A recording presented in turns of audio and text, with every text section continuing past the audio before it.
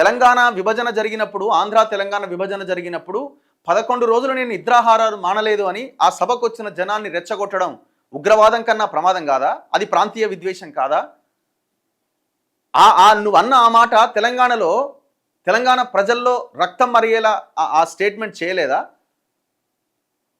ఇవాళ తెలంగాణ ప్రజలంతా నువ్వు తెలంగాణలో అడుగు పెడతా అంటే దాని గురించే కదా నిన్ను క్వశ్చన్ చేస్తున్నది.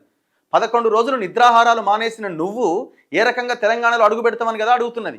ఇది ఉగ్రవాదము, ప్రాంతీయ విద్వేషం కాదా నువ్వు అన్న మాటల్లో?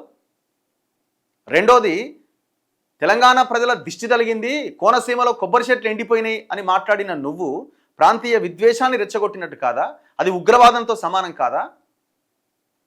ఆన్సర్ చేయి దీనికి ఆన్సర్ చేయి మిత్రమా. ఇది అసలైన ఉగ్రవాదం, ఇది అసలైన ప్రాంతీయ విద్వేషం. నీ వ్యాఖ్యల వల్లనే ఈ పరిస్థితి. ఇప్పుడు గతంలో కూడా తెలంగాణకు వచ్చినావు కదా, ఎవరైనా అడ్డుకునే ప్రయత్నం చేసిరా? ఎవరన్నా మాట్లాడిరా ఎందుకు వచ్చినావని? ఎందుకు మాట్లాడుతున్నారు ఇప్పుడు? ఇక్కడ ఒకటి గమనించండి.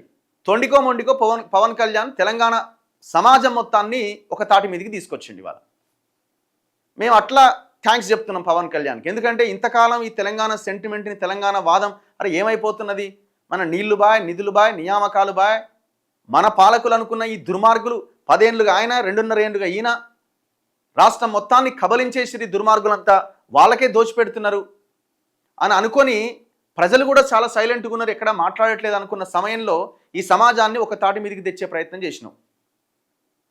అది తప్పుడు మార్గంలోనో ఏదో ఒక మార్గంలో మొత్తానికి